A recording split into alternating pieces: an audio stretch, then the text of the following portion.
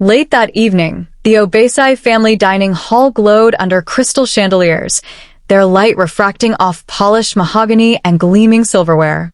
Rich tapestries lined the walls, depicting generations of Obesai fortune, symbols of land, legacy, and power. Chinaza Obesai, seated between her husband Deo and his mother, wore a simple but elegant lace dress in soft cream. The contrast was unmistakable, her modest attire against Mama Ronke's jewel-toned oak and pearls dripping like dewdrops from her neck. As the household staff quietly served bowls of pounded yam and egusi soup, tension crackled in the air. Mama Ronke's eyes, dark as storm clouds, never left Chinaza's face. She spoke with measured calm, each word sharpened by barely hidden contempt. "Chinaza," she began, voice smooth as velvet over steel, "your late fathers will names you joint owner of the Orido land. I need those documents transferred before the end of the week." Chinaza took a slow breath, lifting her gaze to meet Mama Ronke's. "With respect, Ma, my inheritance documents are with my lawyer. I'll transfer them when I'm ready, after I recuperate." A hush fell. Even Deo's spoon halted midair. Mama Ronke's lips curled into an imperious smile, a viper's grin. "Recuperate? After what? You mean after humiliating the Obesai name on national news?" Her tone sliced through the hall. "I poured oil on your arm, but I did it out of love, to teach you respect." Silence. Then, without warning, Mama Ronke reached for a nearby tureen and flung its contents across the table. Hot palm oil arced through the chandelier light, striking Chinaza's left arm with a hiss. Chinaza cried out, rushing to grip her searing flesh as Deo recoiled in shock. Footmen hurried forward, but Mama Ronke sat back with icy satisfaction. Flames of pain exploded in Chinaza's vision. She tasted metal and bile. One footman wrapped her arm in a towel, another dashed for water. Chinaza's vision blurred. The world tilted. From somewhere across the table, Deo's voice cracked. "Mama, what?" But Mama Ronke cut him off, voice low and deadly calm. She deserved it. She leaned back, folding her arms. "Next time, she'll learn." Chinaza's eyes fluttered shut. The last thing she saw was Deo frozen in place, mouth open, tears glistening in his eyes, but no hand extended to help her. Chinaza collapses. Deo just stands there. The hospital ward smelled of antiseptic and sorrow. Fluorescent lights hummed overhead as Chinaza lay propped on crisp white pillows, her left arm swathed in thick bandages. Every movement sent a jolt of agony radiating through her nerves. Through the glass, she saw Deo pacing, his hands plunged deep into his pockets, shoulders hunched. Mama Ronke stood beside him in the corridor, arms akimbo, her expression a perfect mask of feigned concern. They spoke in hushed tones. Chinaza strained to hear. "You promised me she'd hand over those papers tonight," Mama Ronke hissed. "She's a disgrace." Deo's jaw clenched. It wasn't supposed to go this far. He rubbed the bridge of his nose. "Send Chinaza home. She's your daughter-in-law." Mama Ronke's lips twisted. "She's an obstacle. Once she signs, she'll be nothing more than a name on a ledger." Chinaza's heart pounded. "Did he just?" Her voice cracked. The nurse hurried in, checking her vitals. "Heart rate elevated, pain level high," murmured the nurse. She adjusted the foredrip. "We'll move her to a private room soon, Mrs. Obesai." Mama Ronke swept into Chinaza's room moments later, producing a small bouquet of lilies. She placed them on the bedside table with a flourish. "For your speedy recovery," she intoned, eyes glittering. Chinaza closed her eyes against the pain. "Thank you," she managed, voice laced with steel. "I'll recover, and then we'll talk about those documents." Mama Ronke's smile was thin. "Of course." She turned on her heel, clicking away in heels that sounded like distant thunder. Deo followed, lingering in the doorway until the nurse ushered him out. Left alone, Chinaza curled in on herself, tears slipping free. Her mind raced. How could Deo stand by his mother? Hadn't he once vowed to protect her? She pressed her uninjured hand to her heart. "Never again," she whispered through clenched teeth. Chinaza whispers to herself. Never again. Under the cover of dusk, Chinaza's cousin, Amaka, slipped past the Obesai compound's gate with a small laptop bag slung over her shoulder. A digital security consultant by trade, Amaka had guaranteed Chinaza she'd retrieve the kitchen camera footage. They met near the servants' quarters, voices hushed. Amaka tapped at the laptop's keys. Okay, the feed dates back 2 weeks. The January 24th dinner should be right here. She clicked a folder labeled indoor_cam_01. Chinaza held her breath as Amaka double-clicked the video, and then frowned. This is weird. See these gaps? Footage missing around 8:03 p.m. Chinaza's chest tightened. Deleted? Almost. Amaka's eyes darted across lines of code. But I can recover fragments. On the laptop screen, they watched as the camera stuttered, then fizzled back at the crucial moment. The frame showed Mama Ronke standing over Chinaza's chair, her arm raised. But the moment oil splattered, the recording cut. A few frames later, Chinaza lay on the floor. Chinaza felt bile rise. She tried to cover it up. Amaka nodded, cheeks pale. And Deo's digital signature was used to authorize deletion. But it's time-stamped 2 hours after the incident. Chinaza recoiled. He helped her. Amaka pulled up metadata. He must have panicked. Or he's complicit. Either way, we have something. A low rumble of thunder rolled through the sky. Chinaza closed her eyes, feeling the weight of betrayal. This will change everything. Mama Ronke had deleted it almost. The next morning, the Obesai compound was buzzing with gossip. News of the CCTV leak had spread online under the hashtag Justice for Chinaza. Cameras queued at the gate. Reporters clamored. Inside her luxury flat, gifted by her late uncle, Chinaza felt both vindicated and vulnerable. Then her phone buzzed. Caller ID. Barrister Isosa Nwankwo. Chinaza's heart soared. Isosa, her university best friend and a human rights lawyer with an unblemished record, had flown in overnight. Chinaza. Isosa's voice crackled with energy on the line. I saw the footage. Mama Ronke's cruelty is exposed. We're going to war. Tears sprang to Chinaza's eyes. Isosa, thank you. I don't know where I'd be without you. I know a thing or two about powerful families. Remember 2015? When Mama Ronke silenced my father's business scandal. She cost my family everything. Isosa paused, voice darkening. I've been preparing for this chance. Chinaza gripped the phone as if it were a lifeline. Let's end her reign of terror. Isosa chuckled low. Tonight, we file for an emergency injunction and public defamation. We'll build a case so strong she won't know what hit her. Chinaza took a shaky breath. I'm scared, but with you. I'm here. Isosa's tone softened. Put your pain into power. We'll see the Obesai legacy reborn through you. Reveal. Isosa was once destroyed by Mama Ronke too. That afternoon, in Isosa's high-rise office overlooking the Lagos skyline, Chinaza watched as stacks of legal documents grew across the mahogany desk.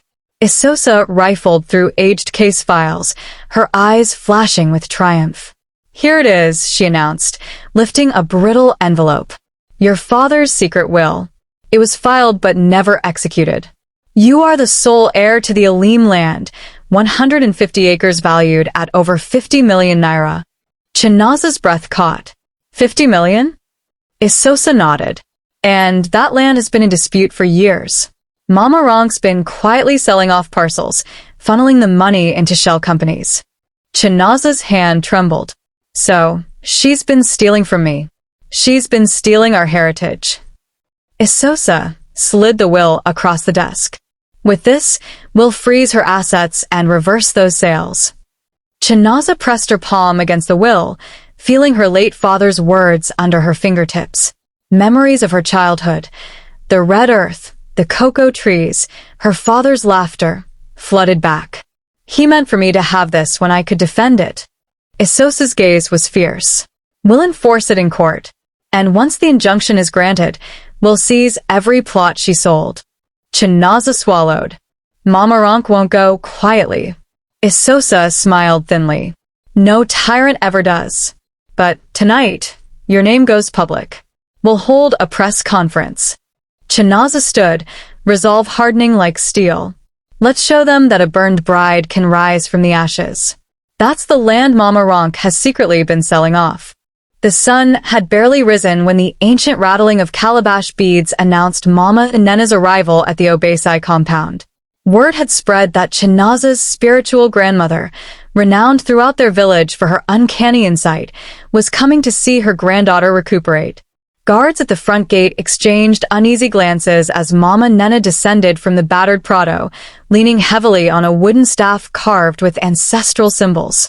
Inside Chinaza's luxury flat, the air was thick with antiseptic and expectation.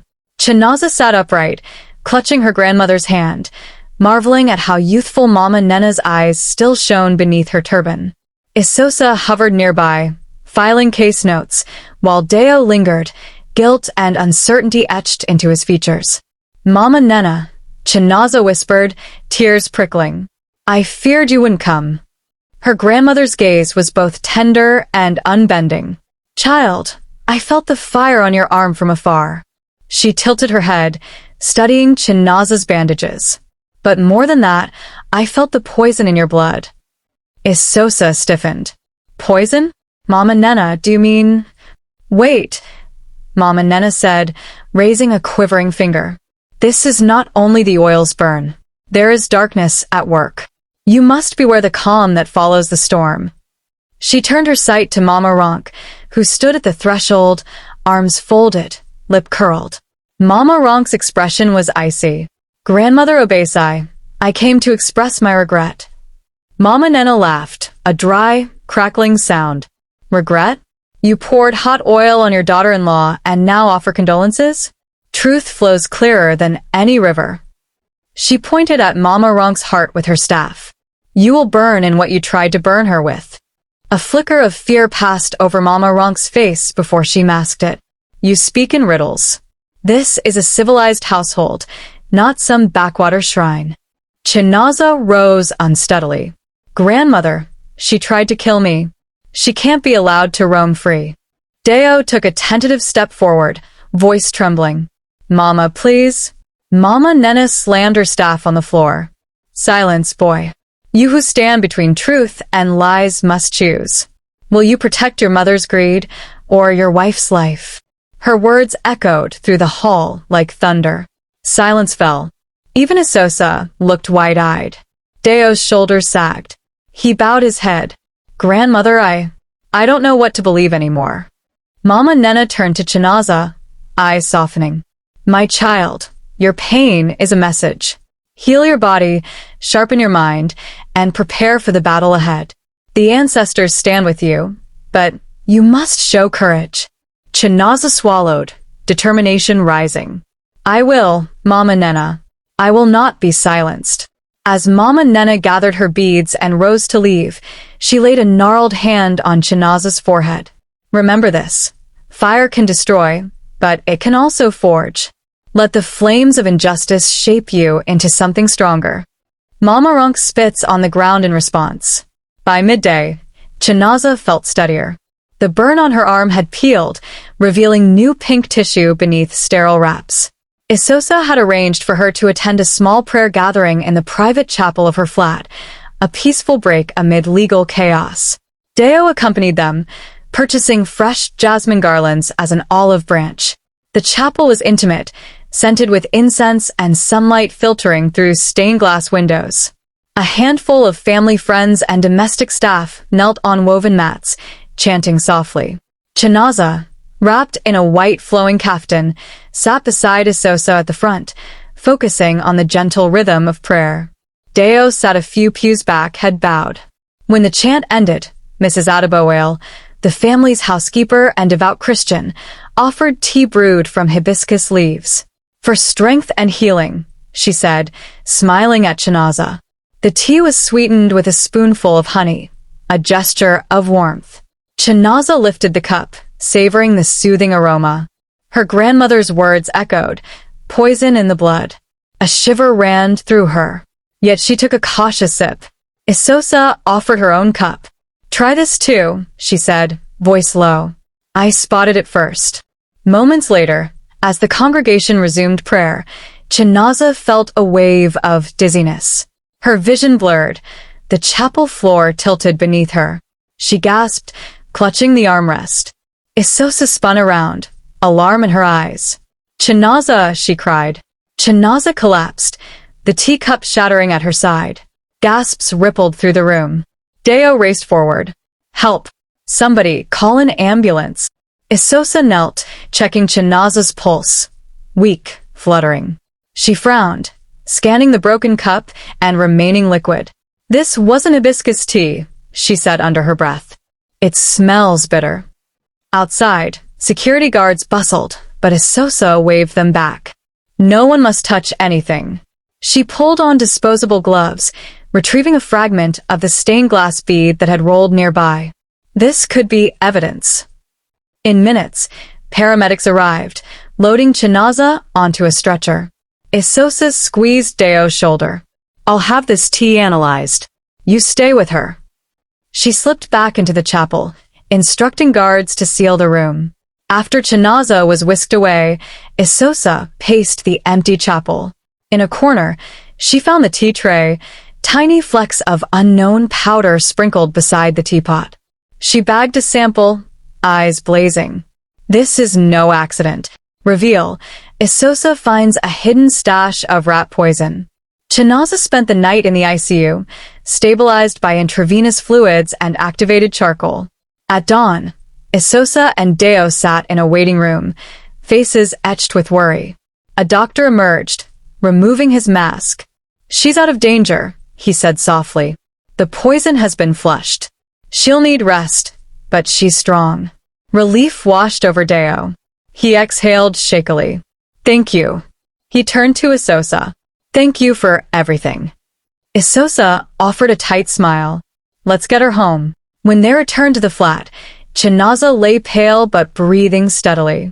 Deo took her hand, silence stretching between them.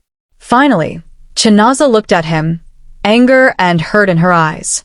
"Why didn't you say anything?" she asked quietly. "About the tea?" He swallowed. I trusted Mama Ronke. She said it would help." "Help?" Chinaza's voice cracked with betrayal. "She nearly killed me twice."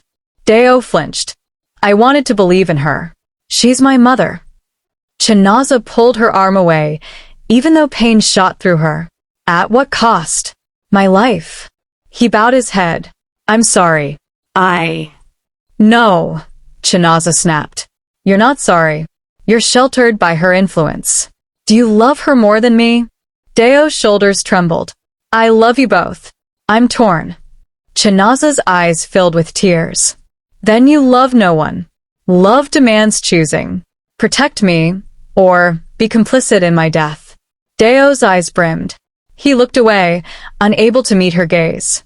I need time." Chinaza pressed her lips together, heartbreak and resolve mingling. She rose slowly, clutching her arm. "Then we're done talking." She limped toward the door. "Find me when you've decided whose side you're on." Isosa stepped forward, guiding Chinaza gently. "Let's go. You deserve peace." Deo stood frozen, watching them leave. In that moment, he knew his silence had cost him everything. He answers, "I don't want trouble." Back in the privacy of Isosa's office, Chinaza unwrapped her bandages, wincing but determined. Isosa laid a thick envelope on her lap. Court papers. Chinaza's brow furrowed. "What's this?" she asked. "An eviction notice," Isosa explained. "Your husband Deo signed it. You have 72 hours to vacate the Obesai mansion." Chinaza stared at the notice, ink stark against cream-colored parchment.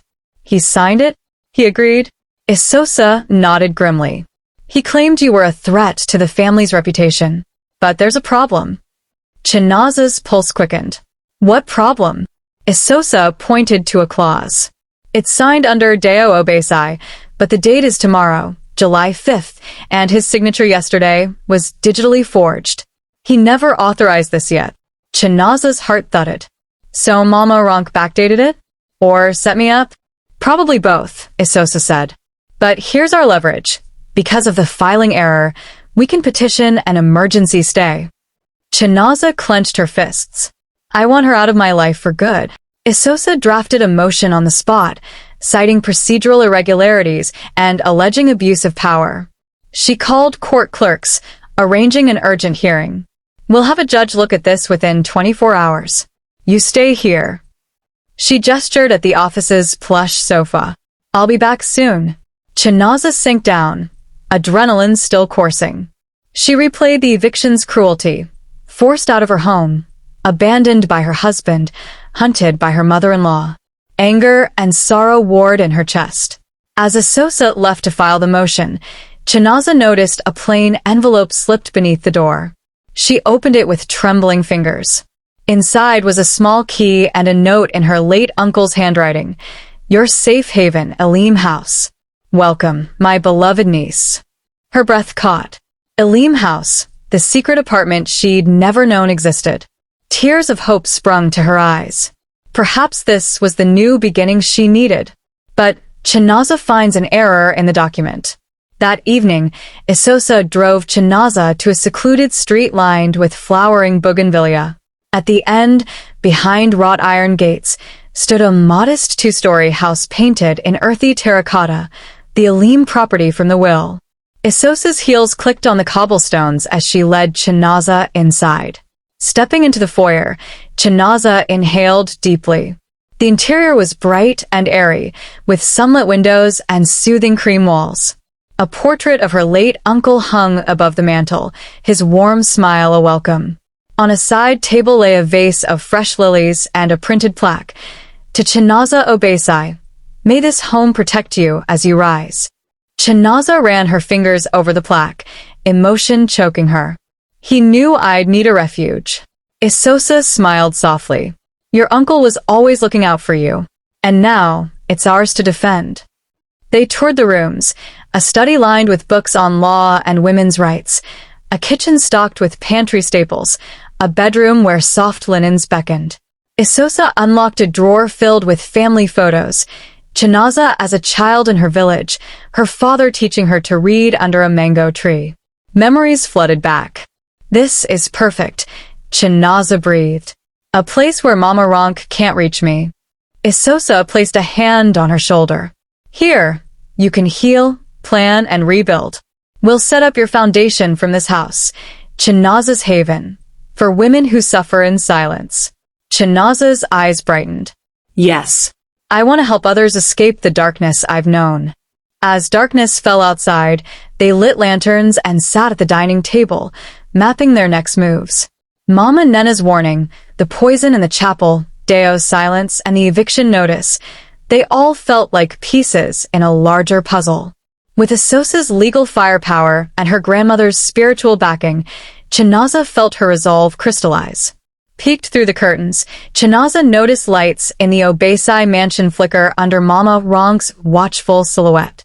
The battle was far from over, but at Elim House, Chinaza reclaimed her agency. It was meant for when the Obesai family turns against you. By mid-morning, the world had seen what Mama Ronke thought was buried. Isosa uploaded a carefully edited clip of the oil-pouring incident to every major social platform, tagging it with hashtag Justice for Chinaza. Within minutes, the video exploded. 3 million views, tens of thousands of angry comments, and mainstream news outlets clamoring for details. Chinaza sat in Elim House's study, watching the rolling stream of reactions, outraged tweets, outraged TikToks, even late-night hosts reenacting the scene in stunned disbelief. Her phone buzzed incessantly. Chinaza, look at this, Isosa urged, pointing at a trending moment of the day feature. They're calling it the cruelest dinner in Lagos history. Tears of vindication filled Chinaza's eyes. Mama Ronke won't hide now. Meanwhile, at the Obesai mansion, walls trembled with outrage as reporters swarmed. Mama Ronke shrieked at her lawyer. Take it down. Take it down now. But the clip had already gone viral, re-uploaded by millions. The comment section erupts. Hashtag Justice for Chinaza trends nationally, and the Obesai name is dragged through the mud. That evening, Mama Ronke sat under the harsh glare of studio lights on live Lagos TV, draped in black lace. Across from her, the host played the clip uncut. Mama Ronke's lips trembled as the oil swung through the frame and Chinaza's scream pierced the air. "Mrs. Obesai, how do you respond?" the host asked, voice steady. Mama Ronke swallowed, forcing a polite smile. "This is a vicious fabrication. My daughter-in-law is a vindictive woman. I did no such thing." An audience member gasped. "Then explain the burn scars." Mama Ronke's hands clutched her pearls. "Those are kitchen accidents. Anyone can slip."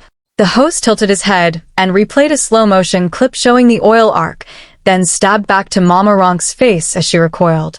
The studio went silent. Off camera, Esosa sat with Chinaza, who whispered, "She's breaking." Fulminating, Mama Ronke stormed to stand. "I'll sue you for defamation." But her words echoed hollowly as the host cut the feed, the audience roaring in disbelief. But the TV host plays the full video, uncut. Dawn broke over the high court as Chinaza and Esosa strode into a courtroom charged with tension. Judge Adeyemi, a stern figure with salt and pepper hair and Esosa's former mentor, presided. Across the aisle, Mama Ronke sat flanked by high-powered counsel, her face drawn. The room hummed as the prosecutor played the viral clip for the record. Gasps reverberated off marble pillars. Judge Adeyemi leaned forward, eyes narrowing at Mama Ronke. "Mrs. Obesai, you stand accused of aggravated assault." Mama Ronke's voice trembled. "Your Honor, this is a misunderstanding." Chinaza watched, cold fury in her veins. When Esosa rose to cross-examine, her questions were surgical. "You claim the oil was accidental. Then why did you delete the CCTV footage, ma'am?" Mama Ronke's composure cracked. Counsel objected, but Adeyemi overruled, voice booming. "Answer the question." The courtroom held its breath as Mama Ronke stammered. Outside, reporters craned for every word. The judge is Esosa's former mentor, and he knows Mama Ronke's past cases. After a tense recess, Esosa presented a stack of forged documents, Deo's signature on land sale deeds, his digital token affixed to the eviction notice, and bank transfers funneling millions to shell companies.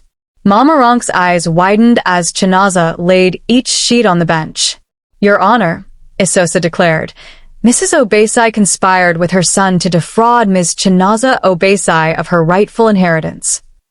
Deo sat rigid, face ashen. The courtroom buzzed. How could a husband betray his wife and cover for his mother? Judge Adeyemi's gavel cracked the air. Then Esosa dropped the bombshell, a letter from Deo admitting his guilt, written in shaky handwriting after he witnessed his mother's first attack. The judge scanned it, eyebrows arching. Mama Ronke paled. I never forced him." But Deo stood, voice shaking. "I'm sorry, Chinaza. I was terrified of her." Murmurs swelled. Chinaza's gaze flicked from Esosa to Judge Adeyemi, a fierce gratitude shining in her eyes. Twist.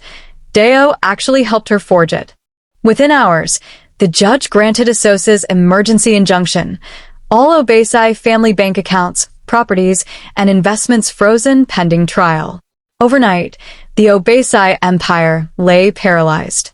Chinaza watched news broadcasts showing police securing Obesai villas and banks placing litigation hold signs on Sky Tower offices.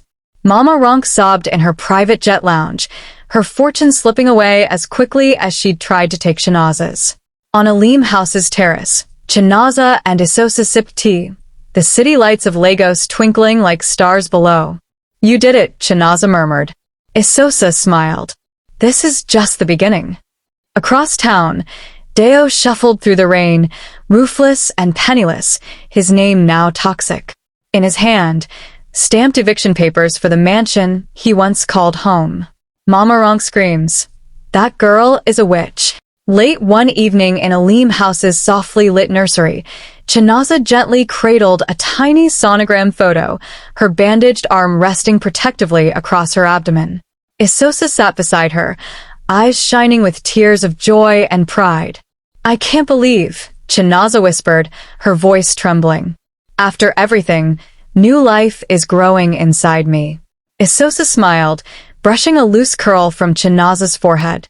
You survived fire, poison, and betrayal. Now you'll give birth to hope. Behind them, Mama Nena's carved walking stick leaned against the wall. Its gentle rapping earlier had signaled her blessing. Chinaza placed a hand over her heart. I want this child to know courage. The next morning, Deo appeared unannounced at Aleem House's gate, rain dripping from his collar. He carried a single white lily, Chinaza's favorite. Guarded by Isosa's instructions, he was allowed in. In the sunlit sitting room, Deo approached timidly. Chinaza, I heard. Congratulations. His voice caught. He set the lily on a side table, petals scattering dew. Chinaza's gaze was cool but not unkind. Thank you, Deo. Your timing is interesting. He swallowed. I came to help. If you need anything, his words trailed off. Isosa rose, voice firm. Deo, Chinaza has built a life here. If you truly intend to support her, you must face what you did. Confess publicly. Join the legal process. Deo's shoulders slumped. He looked from Isosa to Chinaza. I will. I owe you that much. Chinaza studied him, memories of betrayal raw in her chest. Actions speak louder than words. Show me you mean it. As Deo nodded, a rumble of thunder rolled beyond the window, echoing Mama Nena's promise that the storm was not over yet. She decides, this child will never know fear. 3 nights later, just past midnight, Aleem House's security alarms shattered the quiet. Chinaza and Isosa jolted awake to the shrill wail as flames flickered in the driveway, silhouetted against the night sky. Within minutes, Isosa had Chinaza wrapped in a blanket and ushered her to the safety of the study's panic room. Through bulletproof glass, they watched red and orange tongues engulf the garage and spread toward the guest wing. Outside, the private security team battled the blaze with extinguishers as fire crews raced up the winding drive. Isosa's phone buzzed. A text from Chief Inspector Daimeji. Arson suspected. Evidence pointing to chemicals. We'll investigate. Chinaza's breath came fast. Mama Ronke, she's escalating. Isosa placed a steady hand on Chinaza's shoulder. Yes, but any attempt on your life strengthens our case. We'll document every detail. Hours later, as embers cooled, Chinaza stood amidst charred garden statues, the acrid scent of smoke stinging her lungs. Daimeji approached, holding a battered container stamped with industrial solvent, traces of accelerant. It was meant to end tonight, Daimeji said gravely. But we've found fingerprints. Yours. On this can you purchase last week? Chinaza recoiled. Mine? I'd never. Daimeji raised a hand. Don't worry. The prints are smudged. We'll run DNA tests. But someone planted this. We'll trace the purchase records. Chinaza's heart pounded. If false evidence emerged, it could derail her entire case. She turned to Isosa, fear and fury warring in her eyes. Boomer, Mama Ronke tried to destroy more evidence. At dawn's first light, the Obesai compound buzzed with police activity. Mounted officers and detectives formed a cordon around Mama Ronke's private quarters. Isosa and Daimeji strode through the wrought iron gates, warrants in hand. Inside, Mama Ronke sat at a vanity table, coiffed and serene, as if preparing for a tea party rather than an arrest. Detectives approached, badges out. Mrs. Obesai, Daimeji's voice clipped, you're under arrest for attempted murder, arson, and conspiracy. Mama Ronke's eyes snapped to the seasoned inspector. She rose, regality collapsing into outrage. You can't do this. I am the Obesai matriarch. Daimeji produced a stack of sealed evidence, CCTV footage showing her handling the accelerant, lab reports confirming the arson chemicals, witness statements tying her to the poison tea. She shrieked, hurling the teacup at the wall. The porcelain shattered. That girl. Officers cuffed her, her jeweled bracelets chinking like chains of guilt. Cameras flashed as Mama Ronke was led through the courtyard in handcuffs, her once imperious gait reduced to trembling stumbles. Across town, the world watched live as the headline scrolled, Lagos socialite arrested for attempted murder. Obesai matriarch in custody. In Alim house, Chinaza and Isosa embraced quietly. Justice, slow but certain, had begun to take shape. She tries to blame Chinaza. Cameras capture everything. With Mama Ronke incarcerated, Deo's empire crumbled under legal scrutiny. Creditors froze his accounts, and investors demanded immediate repayment on loans he'd guaranteed. Headlines screamed, Obesai heir bankrupt after scandal. Homeless and penniless, Deo wandered life's margins. Once midnight trips to Alim house seeking help, only to be met by Isosa's firm refusal. You made your choices, she told him. Now face them. Chinaza observed from the terrace, her heart softening but unyielding. One evening, Deo knocked at the gate, rain dripping from his collar once more. This time, he carried an envelope, no flowers. Inside was a typed confession, admission of forging documents, assisting with eviction, helping delete CCTV footage, and misrepresenting medical records. It concluded, I accept full responsibility. I understand the consequences. Chinaza read it in silence. She looked up at Deo, weary lines etched into his face. You finally spoke the truth. He bowed his head. I'm sorry. I lost myself trying to please my mother. She exhaled, eyes glistening. I hope you find yourself again someday. As Deo turned to leave, Chinaza whispered, Goodbye, Deo. He paused, shoulders shaking, then slipped into the night, leaving behind the ruins of a life built on lies. He sends Chinaza a letter. She returns it unopened. 1 year later, Alim house's grand ballroom glittered with crystal chandeliers and hopeful faces. Banners proclaimed, Chinaza's Haven inaugural gala, empowering abused women. Chinaza, radiant in white, carried her infant daughter, Obesai's latest heir to resilience. Her foundation had already sheltered hundreds, providing legal aid, counseling, and job training. On stage, she spoke with steady conviction.